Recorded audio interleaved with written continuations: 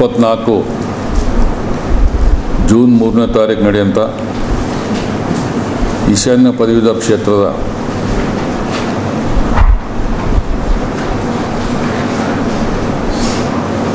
ಕಾಂಗ್ರೆಸ್ ಬಂಡಾಯ ಅಭ್ಯರ್ಥಿಯಾಗಿ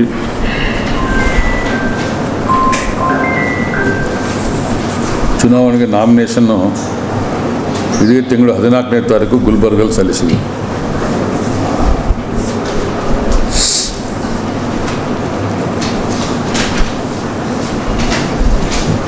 ಬಳ್ಳಾರಿ ಮತ್ತು ಬೇರೆ ಬೇರೆ ಜಿಲ್ಲೆಗಳಿಂದ ಸುಮಾರು ಸಂಖ್ಯೆಯಲ್ಲಿ ಹೆಚ್ಚಿನ ಸಂಖ್ಯೆಯಲ್ಲಿ ಕಾರ್ಯಕರ್ತರು ಬಂದು ಅವತ್ತು ಗುಲ್ಬರ್ಗಲ್ಲಿ ನಾಮಿನೇಷನಲ್ಲಿ RC ಆಫೀಸಲ್ಲಿ ಫೈಲ್ ಮಾಡಿದ್ವಿ.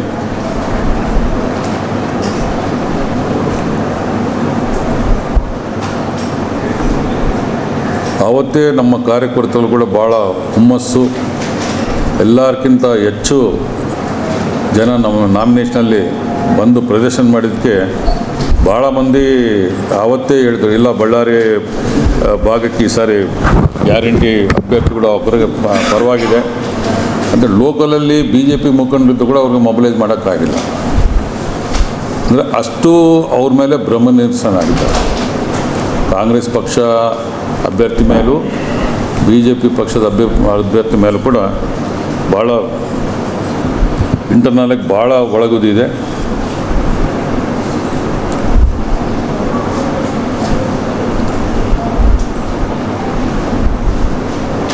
ಯಾಕಂದರೆ BJPನಲ್ಲಿ ಕೂಡ ಅನೇಕ ಮಂದಿ ನಾಯಕರು ನಿಮಗೆ ಟಿಕೆಟ್ ಕೊಡ್ತೀವಿ ಅಂತೇಳಿ ಅವ್ರು ಕೂಡ ಎನ್ರೋಲ್ಮೆಂಟ್ ಎಲ್ಲ ಮಾಡಿಸಿದಪ್ಪ. ಅವರು ಕೆಲವರು 2 ವರ್ಷದಿಂದ ಎನ್ರೋಲ್ಮೆಂಟ್ ಮಾಡಿದ್ದಾರೆ. ಮಾತಾಡ್ಬೇಕು ಫೋನ್ ಮಾತಾಡ್ಬೇಕು.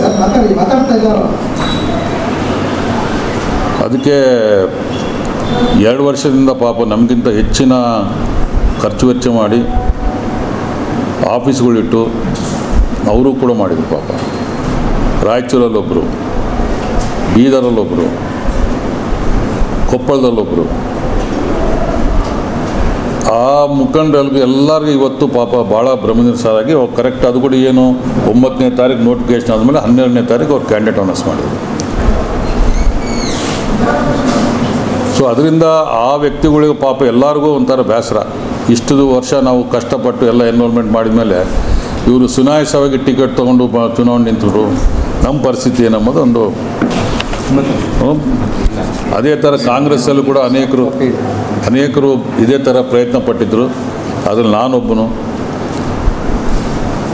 ಈಗ ತಿಂಗಳಾನುಗಟ್ಟಲೆ ಕೆಲಸ ಕಾರ್ಯ ಬಿಟ್ಟು ಇಡೀ 7 ರಾಜ್ಯ ವ್ಯಾಪ್ತಿನಲ್ಲಿ ತಿರುಗಾಡಿ ಮನೆಗೆ ಕಾಲೇಜುಗಳಿಗೆ ಸ್ಕೂಲ್ಗಳಿಗೆ ಸ್ಟಾಫ್ ಇಟ್ಟು ಖರ್ಚು ವೆಚ್ಚ ಮಾಡಿ ಅದು ಯಾವ ಥರ ನೋವು ಇರ್ತದೆ ಅಂಬೋದು ಅದರಲ್ಲಿ ನನಗೆ ಅರಿವಿದೆ.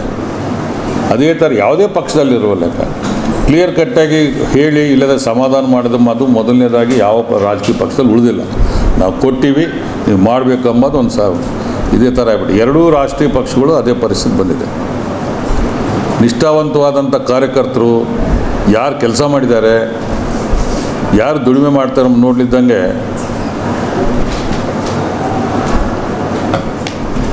ಕೊಟ್ಟಿದ್ದಕ್ಕೆ ಇವತ್ತು 2 ಪಕ್ಷದಲ್ಲಿ ಭಾಳ ಭ್ರಮನಿರಸನೆ ಮತ್ತು ಬೇಗುದಿ ಥರ. ಈಗ ಬೀದರಲ್ಲಾದರೆ ಅವ್ರು ಪ್ರೆಸ್ ಮೀಟೇ ಮಾಡಿಬಿಟ್ರು ಕಾರ್ಯಕರ್ತರು, ಯಾವುದೇ ಕಾರಣಕ್ಕೆ ನಾವು ಕ್ಯಾಂಡಿಡೇಟ್ ನಾವು ಸಪೋರ್ಟ್ ಮಾಡಲ್ಲ ಅಂತೇಳಿ. 2 ಪಕ್ಷದವರು ಎಲ್ಲಿ ಹೋದರೂ ಕೂಡ ಅವ್ರ ಶಾಸಕರು ಮೊನ್ನೆ ನಾಮಿನೇಷನಲ್ಲಿ ಒಬ್ಬ ಶಾಸಕರು ಪಾರ್ಟಿಸಿಪೇಟ್ ಮಾಡಿಲ್ಲ. ಕಾಂಗ್ರೆಸ್ ಅವ್ರು ನಾಮಿನೇಷನ್ ಹಾಕಿದ್ರು, BJP ಅವ್ರು ನಾಮಿನೇಷನ್ ಹಾಕಿದ್ರು, ಯಾರು ಶಾಸಕರೇ ಇಲ್ಲ ಅವ್ರ ಜೊತೆ. ಗುಲ್ಬರ್ಗ ನಾಮಿನೇಷನ್ ಹಾಕೋ ಟೈಮಲ್ಲಿ 26 ಜನ ಕಾಂಗ್ರೆಸ್ MLAಗಳಿದ್ದಾರೆ. ಯಾರು ಒಬ್ಬರು ಪಾರ್ಟಿಸಿಪೇಟ್ ಮಾಡಿದ್ರು ಅಷ್ಟೇ, ಯಾರೂ ಇಲ್ಲ, ಕಾರ್ಯಕರ್ತರು ಇಲ್ಲ. ಬರೀ ಒಂದು 5-6 ಗಾಡಿಯಲ್ಲಿ ಬಂದು ನಾಮಿನೇಷನ್ ಹಾಕಿ ಹೋದರು. ಅಂದರೆ ರಾಜ್ಯ 2 ರಾಷ್ಟ್ರೀಯ ಪಕ್ಷಗಳು ಎಂಥ ದಯನೀಯ ಸ್ಥಿತಿಗೆ ಬಂದಿದ್ದಾವೆ ಅಂತ ಹೇಳಿದರೆ, ನಿಷ್ಠಾವಂತ ಕಾರ್ಯಕರ್ತನ ಕಣಿಗಟ್ಸ್ಕೊಂತ ಹೋದರೆ ಎಲ್ಲ ಪಾರ್ಟಿ ಇದು, ದಳ ಇರ್ಬೋದು, BJP ಇರ್ಬೋದು, ಕಾಂಗ್ರೆಸ್ ಇರ್ಬೋದು, ನಿಷ್ಠಾವಂತ ಕಾರ್ಯಕರ್ತರು ಯಾರಂಬುದು ಗುರುತಿಸ್ತಾ ಇದ್ದರೆ ಅವಕ್ಕೆ ಇದೇ ಥರ ನಮಗೆ ಏನು ಕಷ್ಟ ಬಂದಿದೆ ಇವತ್ತು ಪಾರ್ಟಿಗಳಿಗೆ, ಅದೇ ಕಷ್ಟ ಎಲ್ಲರೂ ಅನುಭವಿಸ್ತಾರೆ. ಎರಡನೇದು ಫೈನಲ್ ವೋಟಿಂಗ್ನಲ್ಲಿ 1,49,000 1,50,000 ಲಾಸ್ಟ್ ಟೈಮು ಜನವರಿ ಎಂಡಿಂಗ್ನಲ್ಲಿ ಫೈನಲ್ ಲಿಸ್ಟ್ ಕೊಟ್ಟಿದ್ದು. ಈಗ ಫೈನಲ್ ಲಿಸ್ಟ್ ಮೊನ್ನೆ ರಿಲೀಸ್ ಆಗಿದ್ದು 1,56,623. ಬಂದು 38,519. ಬೀದರ್ 26,786. ಬಳ್ಳಾರಿ 24,183. ರಾಯಚೂರು 20,317. ಕೊಪ್ಪಳ 13,743. ಯಾದಗಿರಿ 14,842. ವಿಜಯನಗರ 18,233. ಒಟ್ಟು 1,56,623. ವಿಜಯನಗರ 18,233 18,233. ಸರ್ ನಾವು ಅಂದ್ಕೊಂಡಿದ್ವಿ ಬಳ್ಳಾರಿ ಮತ್ತು ವಿಜಯನಗರ ಅಖಂಡ ಬಳ್ಳಾರಿ ಜಿಲ್ಲಾ ಜಾಸ್ತಿ ಒತ್ತು ಕೊಟ್ಟು ಎನ್ರೋಲ್ಮೆಂಟ್ ಮಾಡ್ಬೇಕು ಅಂದ್ಕೊಂಡಿದ್ದಕ್ಕೆ ಈಗ ಅಂದಾಜು 24, 42, 43 ಸಾವಿರ ಎನ್ರೋಲ್ಮೆಂಟ್ ಆಯ್ತು ಸರ್. ಮೊಟ್ಟ ಮೊದಲನೇ ಸರ್ ಅಂದರೆ ಈಗ ಸ್ಪ್ಲಿಟ್ ಆಗಿದ್ದು ರೀಸೆಂಟ್ ಆಗಲಿ ಇವತ್ತು ನಾವು ಎಲ್ಲರೂ ಅಖಂಡ ಜಿಲ್ಲಾನೇ ಲೆಕ್ಕ ಹಾಕ್ತೀವಿ. 43 ಸಾವಿರ ಮೊದಲನೇ ಸಾರಿ ನಾವು ಗುಲ್ಬರ್ಗಕ್ಕಿಂತ ಜಾಸ್ತಿ ಮಾಡಿದ್ವಿ. ಅಂದರೆ ಅದು ಎಲ್ಲರೂ ಇದ್ದಾರೆ, ಸಹಕಾರ ಇದ್ದಾರೆ, ನಾನು ಒಬ್ಬನೇ ಮಾಡಿ ಅಂತ ಹೇಳ್ತಾ ಇಲ್ಲ. ಬಟ್ 38,000 ಕಲಬುರಗಿನಲ್ಲಾಗಿದೆ. ಸೊ 26,000 ಬೀದರಲ್ಲಾಗಿದೆ. ಈಗ ಬೀದರಿಂದ ಒಬ್ಬರು ಅಭ್ಯರ್ಥಿ ಇದ್ದಾರೆ, ಕಲಬುರಗಿಯಿಂದ ಒಬ್ಬರು ಅಭ್ಯರ್ಥಿ ಇದ್ದಾರೆ, ಬಳ್ಳಾರಿಯಿಂದ ನಾನಿದ್ದೀನಿ. ಬಟ್ ಬೀದರು ಮತ್ತು ಮಸ್ಕಿ, ರಾಯಚೂರು ಬೇರೆ ಬೇರೆ ಸಣ್ಣ ಪುಟ್ಟ ಇಂಡಿಪೆಂಡೆಂಟ್ಗಳು ಅವ್ರು ಕೂಡ ಪಕ್ಷೇತರು ನಿಂತರೆ ಕೂಡ ಇವತ್ತು ಪ್ರಬಲ ಸ್ಪರ್ಧೆ ನಮ್ಮ ತ್ರಿಕೋಣ ಸ್ಪರ್ಧೆ ಇದೆ. 7 ಜಿಲ್ಲೆಯಲ್ಲಿ ನಾವು ಪ್ರವಾಸ ಮಾಡಿದಾಗ ಬೀದರ್ ಜಿಲ್ಲಾ ಇರ್ಬೋದು, ಗುಲ್ಬರ್ಗ ಇರ್ಬೋದು, ಯಾದಗಿರಿ ಇರ್ಬೋದು, ಎಲ್ಲ ಜಿಲ್ಲೆಗಳಲ್ಲಿ ನಿಜವಾಗ್ಲೂ ಭಾಳ ನಮ್ಮ ನಿರೀಕ್ಷೆಗೆ ಮೀರಿ ರೆಸ್ಪಾನ್ಸ್ ಬರ್ತಾಯಿದೆ. ಯಾಕಂದರೆ ಅವರು 2012ರಿಂದ 2018ವರೆಗೆ ಅಮರ್ನಾಥ್ ಪಾಟೀಲ್ ನೋಡಿದ್ವಿ, 2018ರಿಂದ 2024 ಚಂದ್ರಶೇಖರ್ ಪಾಟೀಲ್ ನೋಡಿದ್ವಿ. ಅವ್ರು ಕೆಲಸ ಮಾಡೋ ವಿಧಾನೆಲ್ಲ ನೋಡಿದ್ವಿ. ಅವ್ರು ಯಾರೂ ಸ್ಯಾಟಿಸ್ಫ್ಯಾಕ್ಷನ್ ಕೆಲಸ ಮಾಡಿಲ್ಲ. So last time Pratap Reddy ಅವರು ಕಂಟೆಸ್ಟ್ ಮಾಡಿ ಅಲ್ಪಮತದಿಂದ ಸೋತಿದ್ದಾರೆ. ಅವ್ರಿಗೆ ಈ ವಿಚಾರಗಳೆಲ್ಲ ಸ್ವಲ್ಪ ಕುಲಂಕುಷವಾಗಿ ಸ್ಟಡಿ ಮಾಡ್ತಾರೆ. ಸೊ ಅವ್ರಿಗೆ ಯಾಕೆ ಒಂದು ಅವಕಾಶ ಕೊಡಬಾರ್ದು ಎಂಬುದು ಎಲ್ಲ ಮತದಾರ ಮನಸ್ಸಲ್ಲಿ ಬಲವಾಗಿ ಅದು ಇದೆ ಸರ್. ಇವತ್ತು ಆ ಒಂದು ನಿಟ್ಟಿನಲ್ಲಿ ಇವತ್ತು ಪ್ರಣಾಳಿಕೆ ಕೂಡ ನಾವು ಬಿಡುಗಡೆ ಮಾಡ್ತಾಯಿದ್ವಿ ನಿಮ್ಮ ಮುಖಾಂತರ. ಅದು ನಾವೇನು ಬುಕ್ಸ್ ಮಾಡಿಲ್ಲ, ಬರೀ 1-2 ಪೇಜಲ್ಲಿ ಪ್ರಣಾಳಿಕೆ ಮಾಡಿದ್ವಿ. ಮುಖ್ಯವಾಗಿ ಲಾಸ್ಟ್ ಟೈಮ್ ಪ್ರತಿ ಸಾರಿ ಹೇಳ್ತಾ ಇದ್ದೆ ನಾನು, ಅದರಲ್ಲಿ ಹೊಸದು ಏನು ಆ್ಯಡ್ ಮಾಡಿವಿ ಅಂದರೆ ಎಲ್ಲ ಸರ್ಕಾರಿ ಡಿಗ್ರಿ ಕಾಲೇಜುಗಳಲ್ಲಿ, ಕಲ್ಯಾಣ ಕರ್ನಾಟಕದಲ್ಲಿ ಇರೋಂಥ ಸರ್ಕಾರಿ ಡಿಗ್ರಿ ಕಾಲೇಜುಗಳಲ್ಲಿ ಡಿಗ್ರಿ ಓದೋ ಟೈಮಲ್ಲಿ ಫೈನಲ್ ಇಯರ್ನಲ್ಲಿ ಅವರಿಗೆ UPS ಮತ್ತು KPSCನಲ್ಲಿ ಪ್ರಿಲಿಮಿನರಿ ಟ್ರೈನಿಂಗು ಮಕ್ಕಳಿಗೆ ಅಲ್ಲೇ ಕೊಡಬೇಕು. ಗೌರ್ಮೆಂಟ್ ಕಾಲೇಜಲ್ಲಿ ಓದೋ ಹುಡುಗರಿಗೆ ಅವರು ಪ್ರೈವೇಟ್ ಇನ್ಸ್ಟಿಟ್ಯೂಷನ್ಗೆ ಹೋಗಿ ಸಾವಿರಾರು ರೂಪಾಯಿ, ಲಕ್ಷಾಂತರ ರೂಪಾಯಿ ಖರ್ಚು ಮಾಡೋ ಬದಲು ಅವರು ಡಿಗ್ರಿ ಟೈಮಲ್ಲೇ ಈಗ ಹೆಂಗೆ JE ಕೋರ್ಸ್ಗಳು PUCನಲ್ಲಿ ಬೇರೆ ಬೇರೆ IIT JE ಅಂತೇಳಿ ಇವೆಲ್ಲ ಟೀಚಿಂಗ್ ಕೊಡ್ತಾರಲ್ಲ, ಡಿಗ್ರಿ ಕೋರ್ಸ್ಗಳು ನಡೆಯೋ ಟೈಮಲ್ಲಿ ಇವರಿಗೆ UPSC ಮತ್ತು KPSCಗೆ ಬೇಸಿಕ್ ಪೇಪರ್ಸ್ ಯಾವ ಥರ ಪ್ರಿಪೇರ್ ಆಗಬೇಕು, ಯಾವ ಸಬ್ಜೆಕ್ಟ್ ಆರಿಸ್ಕೋಬೇಕು ಅಂಥೇಳಿ ಸರ್ಕಾರದಿಂದನೇ KKRDB ಗ್ರಾಂಟಿಂದನೇ ಗೌರ್ಮೆಂಟ್ ಡಿಗ್ರಿ ಕಾಲೇಜುಗಳು ಎಲ್ಲೆಲ್ಲಿದ್ದಾವೆ ಕಲ್ಯಾಣ ಕರ್ನಾಟಕ ಭಾಗದಲ್ಲಿ, ಆ ಭಾಗದಲ್ಲಿ ರಿಸೋರ್ಸ್ ಪರ್ಸನ್ನ ನೇಮಕ ಮಾಡಿ, ಯಾಕಂದರೆ ಹೆಂಗೋ ಅಲ್ಲೆಲ್ಲ ಇನ್ಫ್ರಾಸ್ಟ್ರಕ್ಚರ್ ಇರ್ತವೆ, ಡಿಜಿಟಲ್ ಲೈಬ್ರರಿ ಇರ್ತದೆ, ಡಿಜಿಟಲ್ ಲೈಬ್ರರಿ ಮಾಡಿಸಿ ಬಡ ಮಕ್ಕಳಿಗೆ ನಮ್ಮ ಭಾಗದಲ್ಲಿ ಕಾಂಪಿಟೇಷನ್ ಎಕ್ಸಾಮಿನೇಷನ್ ಪಾರ್ಟಿಸಿಪೇಟ್ ಮಾಡಲಿಕ್ಕೆ ಅನುಕೂಲ ಆಗುತ್ತೆ ಅಂತ ದೃಷ್ಟಿನಲ್ಲಿ ಅದೊಂದು ಸೆಂಟರ್ಸ್ನ ಏರ್ಪಾಡು ಮಾಡಬೇಕಂತ ನಮ್ಮ ಪ್ರಣಾಳಿಕೆ ನಾವು ಹಾಕ್ಕೊಂಡಿದ್ದೀವಿ ಸರ್. ನಮ್ಮ ಟ್ರಸ್ಟ್ ವತಿಯಿಂದ ಹೇಳ್ತಾ ಇದ್ದೀನಿ, ನಮ್ಮ ಟ್ರಸ್ಟ್ ವತಿಯಿಂದ ಜಾಬ್ ಮೇಳ ಮಾಡ್ತೀವಿ. ಆ ಜಾಬ್ ಮೇಳದಲ್ಲಿ 6 ತಿಂಗಳಿಗೊಂದು ಸಾರಿ ಪ್ರತಿ ಜಿಲ್ಲೆಯವರು ಜಾಬ್ ಮೇಳ ಮಾಡಿ ಒಂದು 30ರಿಂದ 40 ಕಂಪ್ನಿ ಅಂತ ಟೈಅಪ್ ಮಾಡಿ, ಈಗ ನಮ್ಮ ಹತ್ರ ಏನವರು ಹುಡುಗರದು ಫೋನ್ ನಂಬರು, ಅವ್ರ ಅಡ್ರೆಸ್ಸು ಡಾಟಾ ಎಲ್ಲ ಇರ್ತದೆ, ಆ ಡಾಟಾ ಬೇಸಿಂದ ಅವ್ರು ಕಾಲ್ ಮಾಡಿ ಅದರಲ್ಲಿ ಸ್ವಲ್ಪ ಸ್ಕ್ರೀನಿಂಗ್ ಮಾಡಿ ITI ಯಾರಿದ್ದಾರೆ, ಪಾಲಿಟೆಕ್ನಿಕ್ ಯಾರಿದ್ದಾರೆ, ಡಿಗ್ರಿ ಯಾರಿದ್ದಾರೆ, ಇಂಜಿನಿಯರಿಂಗ್ ಯಾರಿದ್ದಾರೆ, ಆ ಡಾಟಾ ಬೇಸಲ್ಲಿ ಕ್ರಿಯೇಟ್ ಮಾಡಿಬಿಟ್ಟು ಆಯಾ ಕಂಪ್ನಿಗಳು ಮೊದಲು ರೆಸ್ಯೂಮ್ ಕಳಿಸ್ತೀವಿ. ಇಂತಿಂಥ ಹುಡುಗರು ನಮ್ಮ ಹತ್ರ ಇದ್ದಾರೆ, ಇಂತಿಂಥ ಪರ್ಸೆಂಟೇಜ್ ಅವರು ಆ ಡಾಟಾ ಬೇಸ್ನ ಇಟ್ಕೊಂಡು ಅವ್ರು ಇಂಥ ದಿವಸ ನಾವು ಬಂದು ಇಂಟ್ರ್ಯೂ ಮಾಡ್ತೀವಿ ಅಂತಂದಾಗ ಅವ್ರು ನಾವು ಪ್ಲಾಟ್ಫಾರ್ಮ್ ಕ್ರಿಯೇಟ್ ಮಾಡಿಕೊಡ್ತೀವಿ.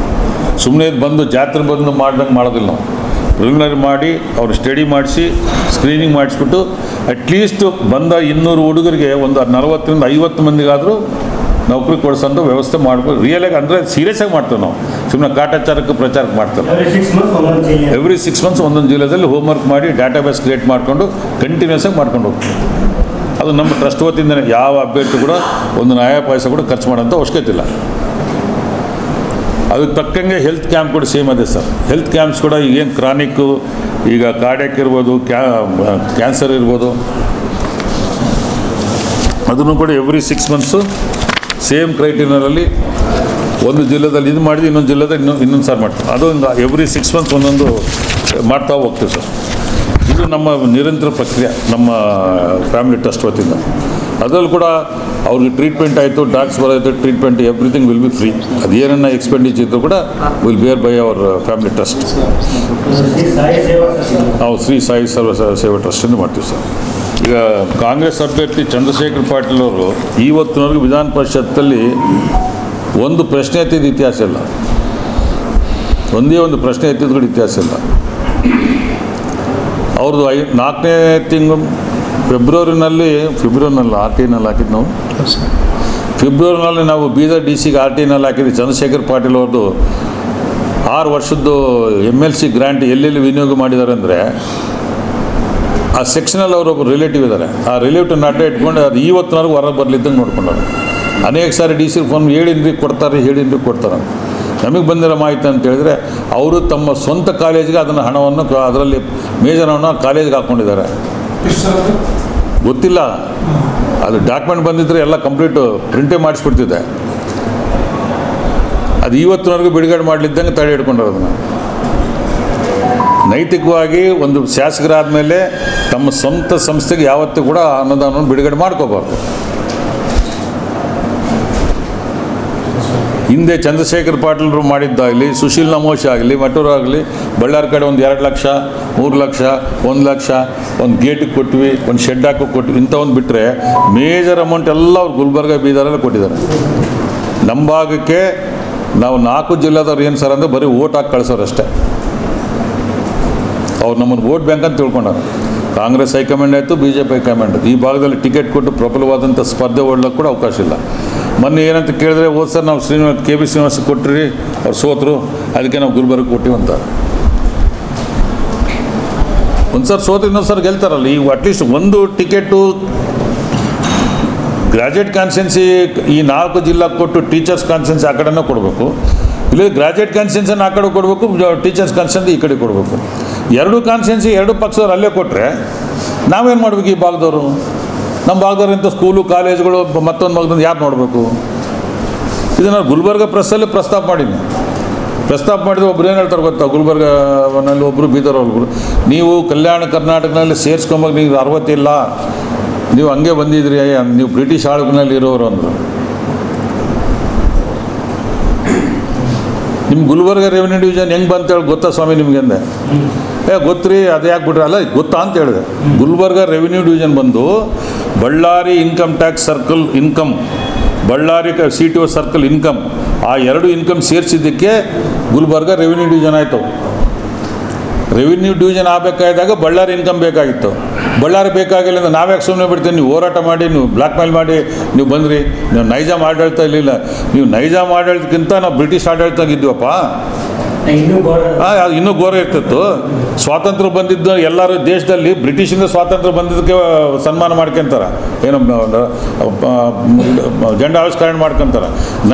ನೈಜಾಮ್ದು ನೀವು ಜೆಂಡಾ ಆವಿಷ್ಕರಣ ಮಾಡಿಲ್ಲ. ಎಲ್ಲ ಇಂಥ ಅಂದರೆ ನಮ್ಮನ್ನಲ್ಲಿ ಬೀದರ್ ಗುಲ್ಬರ್ಗಲ್ಲಿ ಹೋದರೆ ಕೆಣಿಕೆ ಮಾತಾಡ್ತಾರೆ. ಯಾಕಂದ್ರೆ ಸಬ್ಜೆಕ್ಟ್ ನಾಲೆಜ್ ನಮಗಿದೆ, ನಾವು ಕರೆಕ್ಟಾಗಿ ಉತ್ತರ ಕೊಟ್ಟು ಬರ್ತೀವಿ. ಬೇರೆಯವರಾದ್ರೆ ಬ್ಯಾ ಅಂತ ಬರ್ಬೇಕು ವಾಪಸ್ಸು. ಅದೇ ನಮ್ಮನ್ನು ಇರಿಟೇಟ್ ಮಾಡೋದು, ಪ್ರಶ್ನೆ ಕೇಳೋದು. ನಿಮ್ಗೇನು ನೈತಿಕತೆ ಐತಿ ಕಲ್ಯಾಣ ಕರ್ನಾಟಕ? ನಾವು ಯಾಕೆ ಓಟ್ ಕೊಡಬೇಕು ನಿಮ್ಮನ್ನು? ನಾವ್ಯಾಕೆ ಓಟ್ ಮಾಡಿ? ಈಗ ನಾವೆಲ್ಲರೂ ಬಾಯ್ಕಟ್ ಮಾಡಿದ್ರೆ ನೀವು ಹೆಂಗೆ ಬರ್ತೀರಪ್ಪ ಅಂದೆ? ಏನು ನಿಮ್ಮ ಸ್ವತ್ತದೇನಾದರೂ ಗುತ್ತಿಗೆ ಕೊಟ್ಟಿವೆ? ಗುಲ್ಬರ್ಗ ಬೀದರ್ ಯಾದಗಿರಿಗೆ 2 ಸೀಟು ನಾವು ವೋಟರ್ಸ್ ಅಲ್ಲ, ನಮ್ಗೆ ಕೇಳೋ ಹಕ್ಕಿಲ್ಲ ಅಂದೆ. ಮತ್ತು ಬೇರೆ ಪತ್ರ ಇಲ್ಲ ಅವ್ರು ಹೇಳೋದು ಕರೆಕ್ಟ್ ಅವ್ರಿಗೆ. ಮತ್ತು ಏನು ರೀ, ನಾವೇನು ಬೆಗರ್ಸಾ? ಈ ಬರೀ ಓಟ್ ಹಾಕಿ ಕಳ್ಸಾರ? ಕ್ರಾಂತಿ ವಿಭೇದ ನೀವೇ ಕ್ರಿಯೇಟ್ ಮಾಡ್ತಾಯಿದ್ದೀರಿ, ನಾವು ಕ್ರಿಯೇಟ್ ಮಾಡ್ತಾಯಿಲ್ಲ. 1986-88 ಬಂತು ಇದು ಹೌಸ್ಗೆ. ಆವತ್ತಿನ ಇವತ್ತು ನಮ್ಮ ಬಳ್ಳಾರಿ ಜಿಲ್ಲೆ ಆಯಿತು, ವಿಜಯನಗರ ಆಯಿತು, ಕೊಪ್ಪಳ ಯಾರಾಗಿದ್ದಾರೆ? ಯಾರೂ ಇಲ್ಲ. ಬರೀ ದುಡ್ಡು ಕೊಡಬೇಕು, ನಾವು ಓಟ್ ಕೊಡಬೇಕು, ನಿಮ್ಮನ್ನು ಕಳಿಸ್ಬೇಕು ಅಷ್ಟೇ. ಈ Ballari university, central university, ESI medical college, ಈಗ ಏನು ಜಯದೇವ ಎಲ್ಲ ನಿಮಗೆ. ಬೆಂಗಳೂರಿಂದ ಶೋಷಣೆ ಅಂತೇಳಿ ಹೇಳ್ತೀವಿ, ನಮಗೆ ಗುಲ್ಬರ್ಗದಿಂದ ಶೋಷಣೆ ಆಗ್ತಾಯಿದೆ. 1ನೇ ರಿಂಗ್ ರೋಡು ಈಗ ಫುಲ್ಲು ರಶ್ ಆಗಿದೆ ಸರ್. 2ನೇ ರಿಂಗ್ ರೋಡ್ ಸ್ಟಾರ್ಟ್ ಮಾಡಿದ್ದಾರೆ. ಇವತ್ತಿಗೂ ಬೆಂಗಳೂರಲ್ಲಿ 1 ರಿಂಗ್ ರೋಡ್ ಇಲ್ಲ. ಗುಲ್ಬರ್ಗದಲ್ಲಿ 2ನೇ ರಿಂಗ್ ರೋಡ್ ಸ್ಟಾರ್ಟ್ ಮಾಡಿದ್ದಾರೆ. ಮತ್ತು ನಾವು ಭಾಳ ಹಿಂದುಳಿದ ಪ್ರದೇಶ ನೋಡಿಬಿಟ್ರೆ ನಾವು ಎದಕ್ಕೂ ಕೆಲಸ ಮಾಡೋದು. ಬೀದರ್, ಗುಲ್ಬರ್ಗ ಇಷ್ಟು ಡೆವಲಪ್ ಆಗಿದೆ. ಅವರು ಅಲ್ಲಿ ನಾವು ನೀವೇನು ಗಣಿ ನೋಡಪ್ಪ, ನಮ್ಮ ಗಣಿಗಳು ಬರೀ ಧೂಳು ಬಿಟ್ಟಾರೆ, ನಮಗೇನು ಬಿಟ್ಟರೆ ಇನ್ನೇನೆಲ್ಲ ಬಿಟ್ಟಿಲ್ಲ. ನಿಮ್ಮ ಜಿಲ್ಲೆಗಳು ರಸ್ತೆಗಳು ಇನ್ಫ್ರಾಸ್ಟ್ರಕ್ಚರ್ ನೋಡಿದ್ರೆ ನಮಗೆ ನಾಚಿಕೆ ಆಗ್ತದೆ. ನೀವು ಅಷ್ಟು ಚೆನ್ನಾಗಿ ಡೆವಲಪ್ಮೆಂಟ್ ಮಾಡಿ. ಅಲ್ಲಿ 2ನೇ ರಿಂಗ್ ರೋಡ್ ವರ್ಕ್ ನಡೀತಾ ಇದೆ ಈಗ. ನಮ್ದು ಇನ್ನು 1 ರಿಂಗ್ ರೋಡ್ ಇಲ್ಲ. ಅದು ಅರ್ಧಂಬರ್ಧ ಬೈಪಾಸ್ಗಳು. ತಿರುಪತಿ ಕಟಿಂಗ್ ಮಾಡಿ ಕುಂದಿಸ್ಬಿಟ್ಟಾರೆ. ಸೊ ಈ ಥರ ಪ್ರಾಂತೀಯ ವಿಭೇದ ಕಲ್ಪನೆ ಮಾಡ್ತಿರೋದು ನೀವೇ. ಒಂದು ಟಿಕೆಟ್ ಅದು ನಮ್ಮ ಭಾಗಕ್ಕೆ ಕೊಡಲೇಬೇಕು ಅಂತೇಳಿ ಅವ್ರ ಹತ್ರ ಮಾತ್ರ ಇಲ್ಲ. ಕೆಲವ್ರು ಮಾತ್ರ ಪತ್ರಕರ್ತರು ಇಲ್ಲ, ಅವ್ರು ಹೇಳಿದ ಕರೆಕ್ಟು. ಆ ಭಾಗನೂ ಈ ಭಾಗನೂ ಒಂದೊಂದು ಮಾಡಿದರೆ ಅಲ್ಲಿ ವೈಮರ್ಶ್ ಬರೋಲ್ಲ. ಇಲ್ಲಿದ್ದರೆ ಅವ್ರು ನಾಳೆ ಮುಂದೆ ಬಳ್ಳಾರಿ ರೆವಿನ್ಯೂ ಡಿವಿಷನ್ ಮಾಡೋದು ಕೇಳ್ಬೋದು. ಸೊ ಎರಡೂ ರಾಷ್ಟ್ರೀಯ ಪಕ್ಷಗಳ ಅಭ್ಯರ್ಥಿಗಳು ತಮ್ಮ ಕೆಲಸ ಮಾಡೋದ್ರಲ್ಲಿ ಕಂಪ್ಲೀಟಾಗಿ ವಿಫಲರಾಗಿದ್ದಾರೆ. ತಮ್ಮ ವೈಯಕ್ತಿಕ ದೇಣಿಗಾಗಲಿ, ಇಲ್ಲ ಅವ್ರು ಕೊಟ್ಟಿರೋ MLC ಗ್ರ್ಯಾಂಟುಗಳಾಗಲಿ ತೋರ್ಸೋಕ್ಕೆ ನಮ್ಮ ಭಾಗದಲ್ಲಿ ಒಂದು 2 ಲಕ್ಷ 3 ಲಕ್ಷ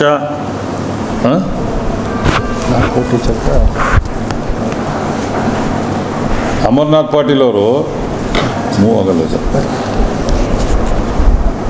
ಬಿಡಿ ಅಷ್ಟೇ. ಅಮರ್ನಾಥ್ ಪಾಟೀಲ್ ಅವರು ಗುಲ್ಬರ್ಗ ಎಷ್ಟು ಕೊಟ್ಟಿದ್ದಾರೆ? 4 ಕೋಟಿ ಕೊಟ್ಟಾರ. 1,35,00,000 ಬೀದರ್ ಕೊಟ್ಟಾರ.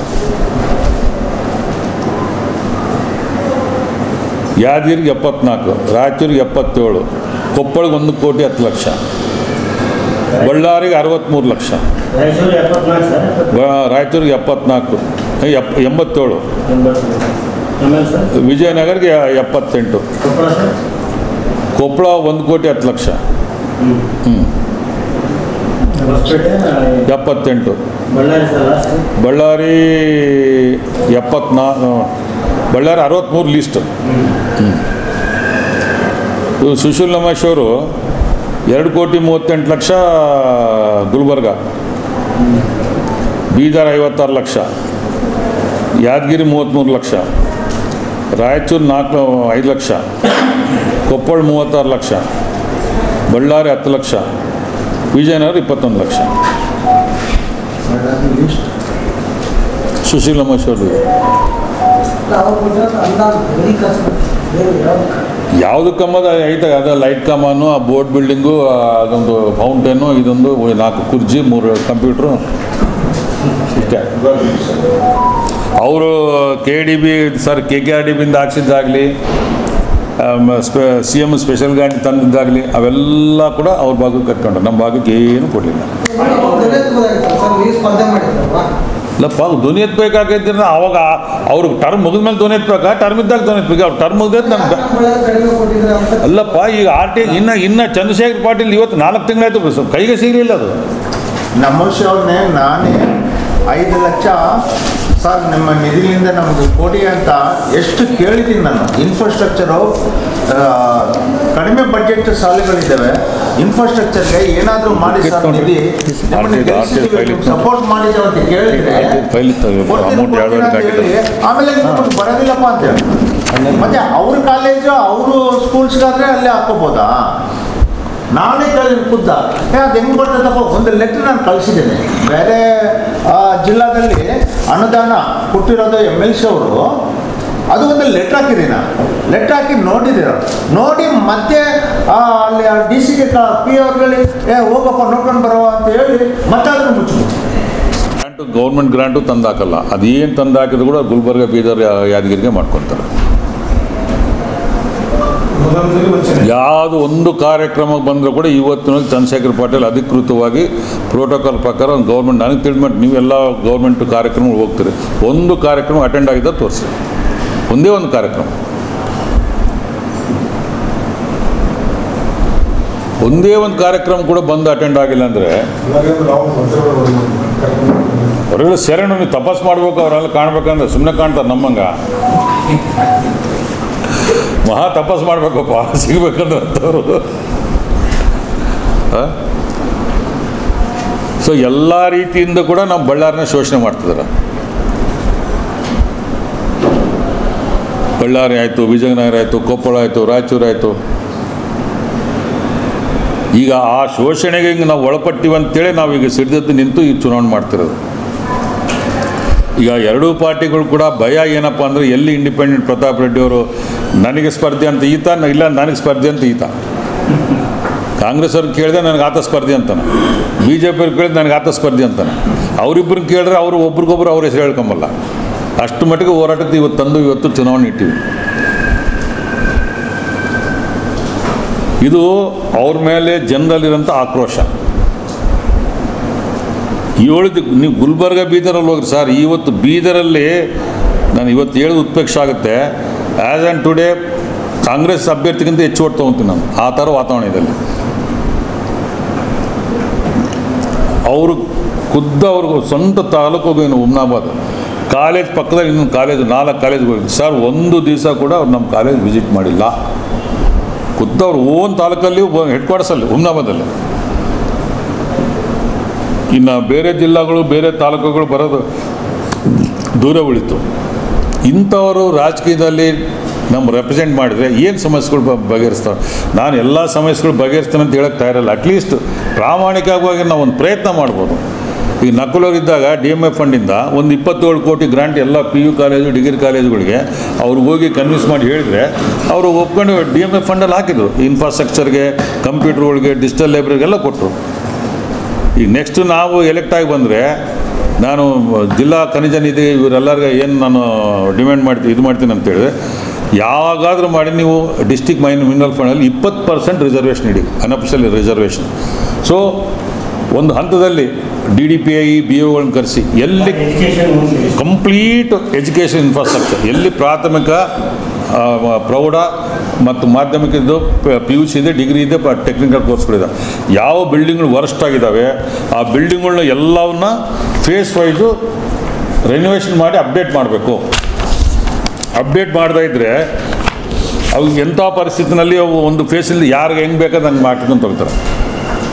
ಒಂದು DC ಅವ್ರ ನೇತೃತ್ವದಲ್ಲಿ DDPI BOಗಳನ್ನ ಕರೆಸಿಬಿಟ್ಟು ಒಂದು ಪ್ರೋಗ್ರಾಮ್ ಮಾಡಿಸಿ, ಫಸ್ಟು ವರ್ಸ್ಟ್ ಸ್ಕೂಲ್ಗಳು ಯಾವಿದ್ದಾವೆ, ಎಲ್ಲಿ ಡ್ರಿಂಕಿಂಗ್ ವಾಟರ್ ಫೆಸಿಲಿಟಿ ಇಲ್ಲ, ಎಲ್ಲಿ ಟಾಯ್ಲೆಟ್ ಫೆಸಿಲಿಟಿ ಇಲ್ಲ, ಎಲ್ಲಿ ಕಾಂಪೌಂಡ್ ಫೆಸಿಲಿಟಿ ಇಲ್ಲ, ಹೀಗೆ ಪ್ರಿಯಾರಿಟಿ A B C ಆ ಥರ ಕ್ಯಾಟಗಿರಿ ಮಾಡಿ, first A category, second B category, ಆ ಥರ ಮಾಡ್ಕೊಂತ ಹೋದರೆ ಒಂದು 3-4 ವರ್ಷದಲ್ಲಿ ನಮ್ಮ ಬಳ್ಳಾರಿ, ವಿಜಯನಗರ 3-4 ಜಿಲ್ಲೆಯಲ್ಲಿ ಹಳೆ ಸ್ಕೂಲ್ ಬಿಲ್ಡಿಂಗ್ಗಳು ಇನ್ಫ್ರಾಸ್ಟ್ರಕ್ಚರ್ ಇಲ್ಲ ಎಂಬ ಪ್ರಸಕ್ತಿನೇ ಇರೋಲ್ಲ.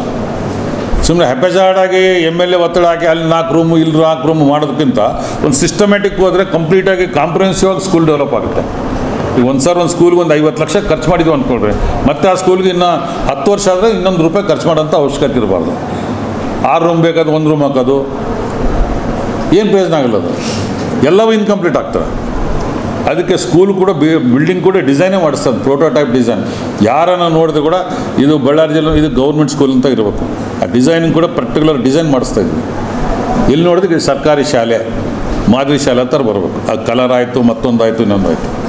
ಎಷ್ಟೋ ಕನಸುಗಳಿದೆ ನಮಗೆ ಮಾಡಬೇಕಂತ. ಎಲ್ಲ ಪ್ರೈಮರಿ ಸ್ಕೂಲ್ಗಳು, ಹೈಸ್ಕೂಲ್ ಕಟ್ಟಿದಾಗ ಕಂಪ್ಲೀಟ್ ಸೋಲಾರ್ ಪ್ಯಾನಲ್ ಹಾಕಬೇಕು. ಪವರ್ ಬಿಲ್ ನಮ್ಮ ಸ್ಕೂಲಿಗೆ ಬರಬಾರ್ದು. ಒಂದೇ ಸಾರಿ ಇನ್ಫ್ರಾಸ್ಟ್ರಕ್ಚರ್ ಕಾಸ್ಟಲ್ಲಿ ಹಾಕಿಬಿಟ್ರೆ ನೆಕ್ಸ್ಟ್ ಪವರ್ ಬಿಲ್ ನಂಬರ್ ಇರೋಲ್ಲ ಅದರಲ್ಲಿ. ಪ್ಲಸ್ ಎಕ್ಸ್ಟ್ರಾ ಜನ್ರೇಟ್ ಆಗಿದ್ದು ಗ್ರಿಡ್ಗೆ ಹೋಗುತ್ತೆ. ಕೆಲವು ಮಾನವ ಸಂಪನ್ಮೂಲ ವ್ಯಕ್ತಿಗಳಿಂದ ಅನೇಕ ಔಟ್ಪುಟ್ಗಳು ತೊಗೊಂಡು ನಾವು ಈ ಥರ ಹೊಸದಾಗಿ ಇವೆಲ್ಲ ಮಾಡ್ಬೇಕಂತ ಅನ್ಬೋದು. ಈಗ ಟ್ರೈನಿಂಗ್ ಹೇಳಿದಲ್ಲ, UPSC KPSC ಡಿಗ್ರಿ ಕಾಲೇಜುಗಳಲ್ಲಿ 600 ಚಿಲ್ಲರೆ ಡಿಗ್ರಿ ಕಾಲೇಜುಗಳಿದ್ದರೆ ನಮ್ಮ ಕಲ್ಯಾಣ ಕರ್ನಾಟಕದ ಬರೀ 65 ಡಿಗ್ರಿ ಕಾಲೇಜ್ ಇದಾವೆ. ಅದೆಲ್ಲ ಇನ್ನೂ ಡಾಟಾ ತರಿಸ್ತೀನಿ. PUC ಎಷ್ಟಿದೆ, ಹೈಸ್ಕೂಲ್ ಎಷ್ಟಿದೆ ನೋಡಿಬಿಟ್ರೆ ಲೀಸ್ಟ್ ಡಿಗ್ರಿ ಕಾಲೇಜುಗಳು ನಮ್ಮ ಏರಿಯಾದಲ್ಲಿ ಇರೋದು, ಲೀಸ್ಟ್ ಡಿಗ್ರಿ ಕಾಲೇಜಸ್. ಅದು ಏನು 2006 ರೇವಣ್ಣ ಪುಣ್ಯ ಅಂತೇಳಿ ತಾಲೂಕಿಗೊಂದು ಡಿಗ್ರಿ ಕಾಲೇಜ್ ನಮ್ಗೆ ಮಾಡಿಕೊಟ್ಟ, ನೆನೆಸ್ಕೋಬೇಕು ಅದನ್ನು. ಆಮೇಲೆ ಅನುದಾನ ಕೊಟ್ಟ, ಹೊಸ ಬಿಲ್ಡಿಂಗ್ ದುಡ್ಡು ಕೊಟ್ಟ, PU ಕಾಲೇಜುಗಳಿಗೆ ಹೋಬಳಿ ಒಂದು PU ಕಾಲೇಜ್ ಕೊಟ್ಟ. ಇಲ್ಲ ಅಂತ ಹೇಳಿದರೆ ಅಲ್ಲಿ ಮೋಕದಲ್ಲಿ ನಾವಿದ್ದಾಗ ತಂದಿದ್ದು ಮೋಕ, ರೂಪನಗುಡಿ, ಕುಡಿತೀನಿ ಎಲ್ಲ ಆವಾಗ, ಕುರುಗೋಡಲ್ಲಿ ಡಿಗ್ರಿ ಕಾಲೇಜು ಎಲ್ಲ ಆವಾಗಿದ್ದ ಕೊಟ್ಟಿದ್ದು ಪಾಪ. ಆ ವಿಚಾರದಲ್ಲಿ ಮಾತ್ರ ರೇವಣ್ಣವ್ರನ್ನ ಅಪ್ರಿಷಿಯೇಟ್ ಮಾಡಬೇಕು. ಎಲ್ಲ ಇಡೀ ಸ್ಟೇಟಲ್ಲಿ ಪ್ರತಿ ಹೋಬಳಿಗೆ ಡಿಗ್ರಿ PU ಕಾಲೇಜ್ ಕೊಟ್ಟ, ಪ್ರತಿ ತಾಲೂಕಿಗೆ ಡಿಗ್ರಿ ಕಾಲೇಜ್ ಕೊಟ್ಟ. ಸೊ ನಂತರ ಅದ್ರ ಬಗ್ಗೆ ಯಾರೂ ಇಂಟ್ರೆಸ್ಟ್ ತೋರಿಸಿಲ್ಲ. ಈಗ ನೋಡಿರಿ, ಸರಳಾದೇವಿ ಕಾಲೇಜಲ್ಲಿ 5,500-6 ಸಾವಿರ ಸ್ಟೂಡೆಂಟ್ಸ್ ಇದ್ದಾರೆ. ಇವಾಗ ಅದು ಜಾಗ ಎಲ್ಲಿ ತೊಗೋಬೇಕಂತೇಳಿ ಜಾಗ ಎಲ್ಲಿ ತೊಗೊಂಬಂಗಿಲ್ಲ. ಈಗ ಹಿಂದ್ಗಡೆ ಮತ್ತೆ ನಾವು ಹಿಂದ್ಗಡೆ ನಮ್ಮ ಮೈರ್ ಹೋಟ್ಲಿಗೆ ಅಲ್ಲಿ ನಮ್ಮ ಹಾಸ್ಟ್ಲ್ ಇದಲ್ಲ, ಆ ಹಾಸ್ಟ್ಲ್ವರೆಗೆ ಮುಂದಿನ ದಿವಸಗಳಲ್ಲಿ ಈ ಪ್ರಾಪರ್ಟಿನ ಅದು ಮುನ್ಸಿಪಲ್ ಹೈಸ್ಕೂಲ್ನ ಶಿಫ್ಟ್ ಮಾಡಿಸಿ ಅದನ್ನೆಲ್ಲ ಫರ್ದರ್ದಲ್ಲಿ ಈ ಕಾಲೇಜ್ಗೆ ಆ್ಯಡ್ ಮಾಡಿಸ್ಬೇಕು. ಆ್ಯಡ್ ಮಾಡಿಸಿದ್ರೆ ಹಿಂದೆ ಒಂದು ಆಡಿಟೋರಿಯಂ ಆಯಿತು, ಮತ್ತೊಂದು ಮಾಡ್ಬೋದು. ಮುಂದೆ ಎಕ್ಸ್ಪ್ಯಾನ್ಷನ್ ಬೇಕಾದರೆ ಹಿಂದ್ಗಡೆ ಹಾಸ್ಟೆಲ್ಸ್ ಬೇಕಾದ್ರೆ ಕಟ್ಬೋದು. ಮಾಡ್ತಾರೆ. ಅದನ್ನೇ ನಾನೇ ಮಾಡಿಕೊಟ್ಟು 2 ಎಕರೆ. ನಮ್ಮಲ್ಲಿ ಬಳ್ಳಾರಿ DC ಇದ್ರಲ್ಲ, ಸರಿ AC ಇದ್ರು ನೋಡ್ರಿ, ಆಂಧ್ರದವರು ದಪ್ಪಗಿದ್ರಲ್ಲಪ್ಪ, ರೀಸೆಂಟಾಗಿ ವಿಜಯನಗರ DC ಆಗಿದ್ರು ನೋಡ್ರಿ, ಅಲ್ಲ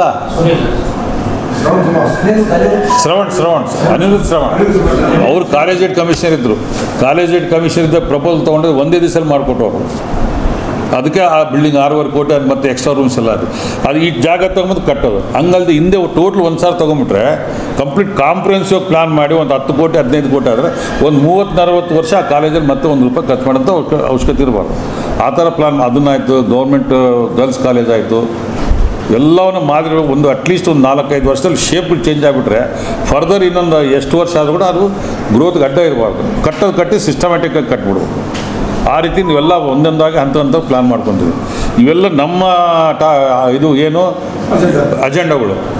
ಅವ್ರ ಅಜೆಂಡಾಗಳು ಏನಪ್ಪ ಅಂದರೆ ಗ್ರ್ಯಾಂಟ್ಗಳು ಬಂದಿದ್ದಾವೆ ಕಾಲೇಜುಗಳು ಹಾಕ್ಕೊಂಬೋದು, ಆ ಬಂಧು ಬಳಗ ಕಾಲೇಜಿಗೆ ಹಾಕ್ಕೊಂಬೋದು. ಇದು ಎಲ್ಲ ಅವ್ರ ಇರೋ ಕಾಲೇಜುಗಳು. ಓಟ್ಗಳು ನಾವ್ಯಾಕೆ ಕೊಡಬೇಕು ಇವ್ರಿಗೆ ಓಟ್ ಕೇಳೋ ನೈತಿಕತೆ ಎಲ್ಲಿದೆ? ಓಟ್ ಹಾಕೋದು ನಾವು ಪ್ರಪೋರ್ಷನೇಟ್ ಅಂತ ಹೇಳಿದ್ರೆ ಅಟ್ಲೀಸ್ಟ್ 60% ಅವ್ರು ತೊಗೊಂಡು 40% ನಮ್ಗೆ ಕೊಡಬೇಕಲ್ಲ ನಮ್ಮ ಜಿಲ್ಲೆಗಳಿಗೆ. ಇದು ಭಾಳ ತಾರತಮ್ಯ ಭಾಳ ಆಗ್ತಾಯಿದೆ. ಅದು BJP ಶಾಸಕರು ಇರ್ಬೋದು, ಕಾಂಗ್ರೆಸ್ ಶಾಸಕರು ಇರ್ಬೋದು. ಖಾಸಗಿ ಶಾಲೆ ಮತ್ತು ಕಾಲೇಜುಗಳ ಸಂಪೂರ್ಣ ಬೆಂಬಲ ಇದೆ ಅಂತ ನಾನು ಹೇಳಲಿಕ್ಕೆ ಇಷ್ಟಪಡ್ತಿದ್ದೇನೆ ಇವತ್ತು. ಯಾಕಂದರೆ ಪ್ರತಿ ಸಾರಿ ಈ ಚುನಾವಣೆಯಲ್ಲಿ ಗುಲ್ಬರ್ಗ, ಬೀದರ್ ಅವರೇ ಸ್ಪರ್ಧೆಯಾಗಿ ಬಂದು, ಒಂದು ಕಾಂಗ್ರೆಸ್ ಆಗಲಿ ಒಂದು BJP ಆಗಲಿ ಬಂದು ಓಟು ಕೇಳಿದರೆ ನಾವು ಆಯ್ತು ಸರ್ ಮಾಡ್ತೀವಿ ಅಂತ ಹೇಳಿ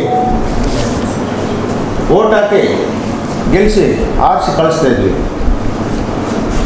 ಹೋದ್ಮೇಲೆ ಇಷ್ಟುವರೆಗೂ ಅಂದರೆ ನಾನು 4 ಎಲೆಕ್ಷನ್ಸ್ ಮಾಡಿದ್ದೀನಿ. ಅಂದರೆ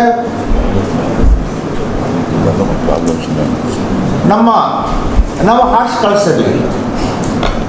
ಏನು ಬಂದರೂ ಆಯ್ತಾ ದಿವಸ ಬಂದು ಓಟ್ ಹಾಕ್ಸ್ಕೊಂಡು ಹೋದ್ಮೇಲೆ 6 ಇಯರ್ಸು ನಮ್ಮ ಹತ್ರ ಬರ್ತಾ ಇಲ್ಲ ಅವರು. ನಮ್ಮ ಸಮಸ್ಯೆ ಏನಾದರೂ ಹೇಳಿದ್ರು ಕೂಡ ಆಯ್ತು ಸರ್ ಮಾಡ್ತೀವಿ. ಕೆಲವೊಮ್ಮೆ ಫೋನ್ ಎತ್ತೋದಿಲ್ಲ.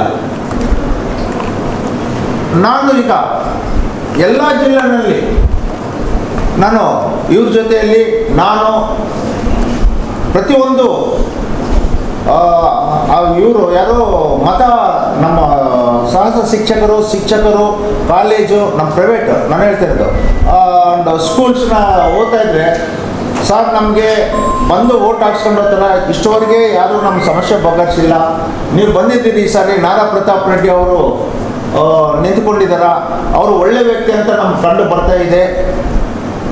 ಅವ್ರಿಗೆ ಈ ಸಾರಿ ನಾವು ಚೇಂಜ್ ಮಾಡೋಣ, ಪ್ರತಾಪ್ ರೆಡ್ಡಿಗೆ ಹಾಕೋಣ ಓಟ್ ಅಂತ ಪ್ರತಿಯೊಂದು ಬಾಯಲ್ಲಿ ಮೌತ್ ಟು ಮೌತ್ ಅಡ್ವರ್ಟೈಸ್ ಆಗ್ತಾ ಇದೆ.